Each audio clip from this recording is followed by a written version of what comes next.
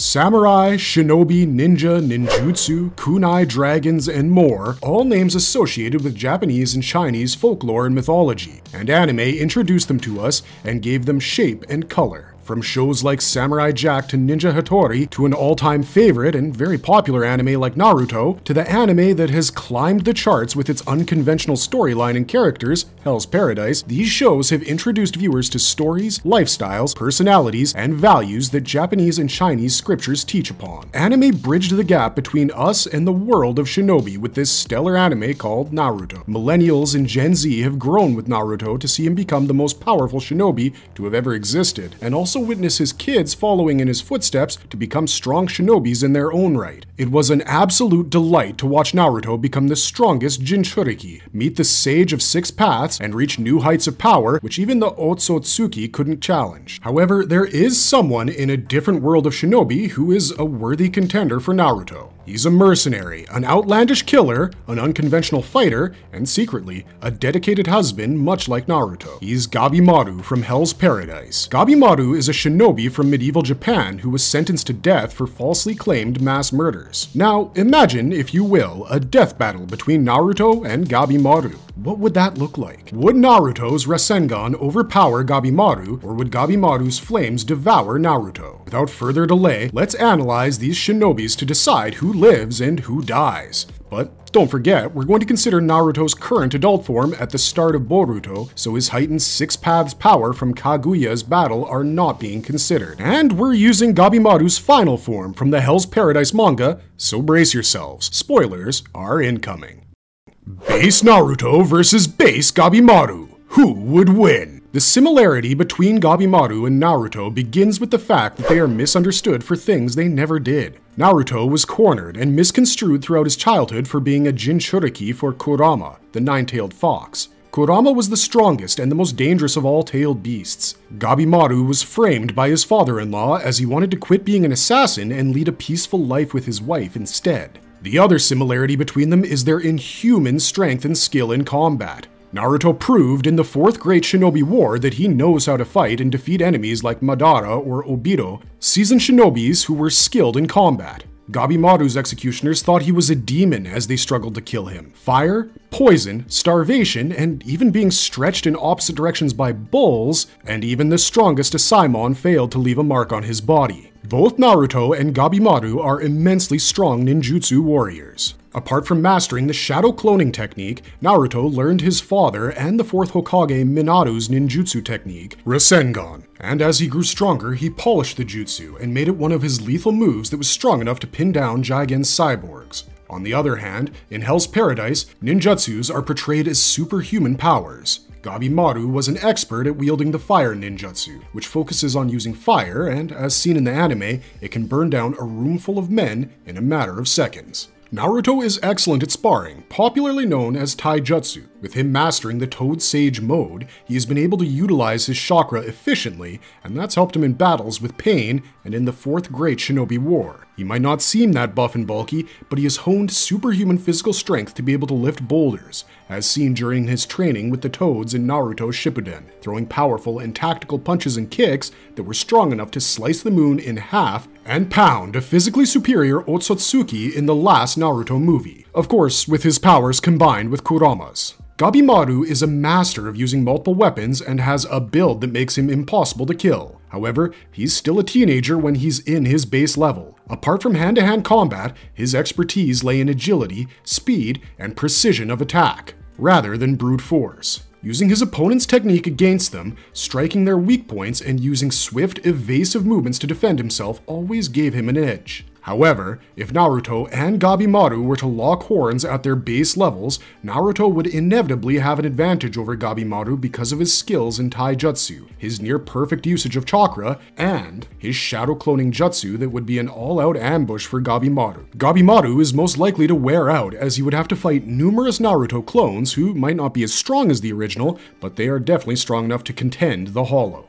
Gabimaru the Indestructible versus Sage Mode Naruto. Who has better endurance? There are two factors that we should consider when comparing Gabimaru the Indestructible and Naruto in Sage Mode: resilience and endurance. Gabimaru is known for these two qualities, and his unique body allows him to withstand any attack, coming out unscathed. Hence, the nickname Indestructible. During his execution, he survived being hung, the back of his neck was as hard as steel that no sword could cut through it, and he came out unburnt when he was set on fire. No human is capable of surviving this many different execution attempts, except maybe Rasputin, but even that's up for debate. Gabimaru was also able to take down the thousands of imprisoned criminals in the enclosure that was the decider for who would go to bring the elixir with his hands tied. While his physical strength is unmatchable, his prowess lays in his swordsmanship, defensive skills, and tactics when fighting his enemies. His ability to adapt and strategize on his toes, combined with the invincibility, makes him a formidable fighter and opponent. Meanwhile, Naruto has mastered Toad Sage mode, which involves him tapping into the power of natural energy to enhance his physical abilities. This form gives Naruto superhuman physical strength, speed, and power. With his heightened senses, he accesses advanced techniques in fighting, such as Frog Kumite, which betters his hand-to-hand combat skills. Sage Mode Naruto is strong enough to withstand powerful blows and attacks, which makes him a dangerous adversary. This was seen in the Pain arc of Naruto Shippuden, where he was able to break Nagato's chakra rods with one blow. He was able to take down all of Nagato's 6 Sage Path forms with his Rasengan, which significantly increases his offensive attacks. Talking about heightened senses, Naruto was able to differentiate between Kawaki's clone, who was in the house, and the original Kawaki, who had escaped Konoha to take down Code in Boruto's Code arc. Naruto's Sage Mode, coupled with his expertise in taijutsu and access to a wide array of other powerful jutsus like the summoning jutsu, can give his opponents nightmares. The primary difference between Gabimaru and Naruto is their ability to recover from injuries quickly. Gabimaru's strong durability and his ability to heal quickly can create hurdles for Naruto. This also means that Gabimaru has even more stamina to sustain a fight than Naruto does, even with Kurama's combined strength. Naruto's healing, using either Sage Mode or Nine-Tails Chakra Mode, has a time limit on it, in that he can only self-heal on autopilot while he is in those modes. Otherwise, he has to use his chakra specifically for healing, which creates more blind spots in his game than Gabimaru's insta-heal. In a direct confrontation, factors like tactics, environment, and the extent to which both characters utilize their powers could be deciders of who would win the fight. Naruto's overall superhuman physical power and speed can give Gabimaru a tough time. However, Gabimaru's unique and indestructible body and his knowledge of tactical warfare make him a resilient and relentless opponent. Who is a better shinobi? Shinobis were covert fighters of 15th through 17th century Japan. Some common questions asked are, who is a shinobi, and are shinobis the same as ninjas? To answer these questions, a shinobi is a type of warrior from medieval Japan who specializes in unconventional warfare. And yes, shinobis and ninjas are pretty much the same. The word shinobi translates to those who act in stealth. They were mostly hired by feudal lords as mercenaries to either kill rivals or use them as bodyguards. Their unconventional and irregular warfare tactics were deemed dishonorable and beneath the honor of esteemed fighters like the samurai. Shinobis would learn the art of balance, camouflage, swordsmanship, and survival in the wilderness at early stages of training. They trained in groups and learned climbing techniques. A shonin, i.e. village ninja leader, supervised the shinobis in training until they were ready for their mission when they reached their late teens. Some elements of the life of a shinobi are seen in both anime. However, between the two characters, if we had to say which one of them lived the life of a shinobi to a greater extent, we'd have to say Gabimaru. It is mentioned in the early parts of the series how Gabimaru, after his parents were killed, lived with a feudal lord and how he was trained to become a ruthless killer. Capable enough of mass murder, he underwent numerous levels of training and became one of the most feared shinobis in Iwagakure. This is where Naruto went astray. Firstly, Naruto's growth as a shinobi was shown in the first level of training, i.e. as a genin. He passed the next level of shinobi, becoming a jonin after the Fourth Great Shinobi War, as a prerequisite of becoming the Hokage. Also, he barely executed shinobi or ninja-like covert operations or assassinations compared to Gabimaru. Battle of Techniques! Who has superior jutsus in his arsenal? Both Gabimaru and Naruto are versatile fighters, but it's difficult to directly compare them as they come from entirely different worlds. Gabimaru is highly skilled in close combat with swords. This is something that isn't prevalent in Naruto. His fighting style is based on calculated observations of his opponents, like anticipation of their movement and timing their strikes with precision and speed. His ability to use ninjutsu primarily involves fire. It also enhances his physical and sensory abilities. Talking about fire, Naruto's close confidant, Sasuke, used fire ninjutsu, so it's difficult to compare Naruto and Gabimaru in that respect. On the other hand, Naruto specializes in close combat, but relies in particular on his chakra control rather than bodily strength to defeat his enemies. With his ability to use many types of jutsus, including elemental jutsu and shape transformation, he is only shown using fire in the Fourth Great Shinobi War in his battle against Kaguya. Naruto also adapts to various situations and counters his opponent's attacks even if they're stronger than him, be it Madara Uchiha, Sasuke, or Ishiki, with the combined strength and chakra from Kurama the Nine-Tailed Fox. If Naruto and Gabimaru were involved in a fight, Naruto could use his insanely adaptive shadow clones and Rasengan against Gabimaru's attacks, whereas Gabimaru's fire ninjutsu is capable of going on par with Naruto's jutsus, but it's important to note that Naruto's core element is wind, and the more wind blows, the stronger fire gets. So Naruto is at a disadvantage there. However, to make up for that, as seen in Boruto, Naruto has mastered the Earth-style barrier, and with his experience fighting the prodigious Fire-style user Sasuke since childhood, he can give Gabimaru a tough time, if not defeat him outright. Gauging both their abilities to fight, Gabimaru and Naruto are skilled fighters with a distinct approach to combat. While Gabimaru is an expert at close combat, Naruto has an upper hand on the variety of powerful jutsu, chakra control, and elemental forms of jutsus. Bijou Mode Naruto vs Gabimaru the Immortal. Why Naruto will always beat Gabimaru in a death battle. There's a reason why Naruto is known as the greatest shinobi of all time, be it in the anime or compared among his contemporaries like Ichigo, Luffy, Goku, or even the next generation like Tanjiro, Deku, or Hell's Paradise's Gabimaru the Hollow.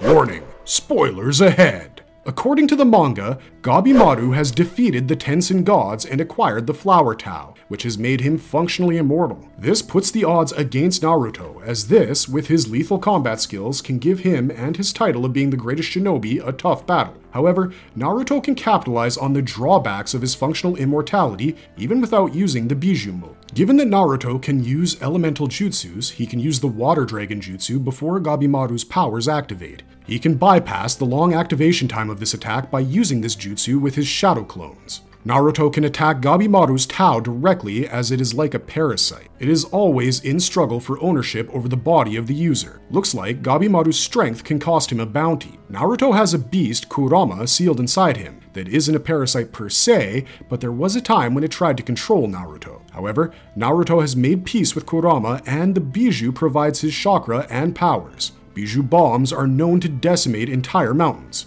One Bijou bomb on Gabimaru and it's game over for the Hollow. And even if Gabimaru manages to fight off Naruto's Bijou mode, he wouldn't be able to withstand Naruto's Baryon mode, which is his absolute form, where Kurama gives his entire chakra reserve. Every time Naruto lands a hit on someone in this mode, he literally shortens their lifespans. This mode can easily bring down Gabimaru even with the Flower Tao, as in, Naruto simply causes both beings to run out of life. Neither would pose a threat anymore. The only saving grace would be the Elixir of Life, but Naruto might be able to defeat him even then. Marvelous verdict! Well, this entire analysis seems to show that Gabimaru and Naruto are two extremely powerful shinobis despite their respective drawbacks. It's also possible that a death battle between the two could result in some significant damage to both of them, but Naruto has more attacks, techniques, and jutsus in his arsenal to use in the battle, while Gabimaru is equipped with his ninjutsu, physical might, and the conflicted power of the Flower Tao that can prove to be detrimental in critical times of battle. Therefore, it's KO for Gabimaru, and Naruto wins this death battle. There is one thing that we should probably mention though. A similarity between both Naruto and Gabimaru that is worth appreciating is that they're both dedicated husbands. That may not matter in a death battle, but Gabimaru has gotten stronger with time in the manga until the stage where he defeated the Tensen gods, as he is driven by his wish to go back and lead a peaceful life with his wife. Memories of his wife have made Gabimaru evolve as a fighter in terms of ethics and fairness in combat. The picture of his wife in his mind has played a critical role in helping him survive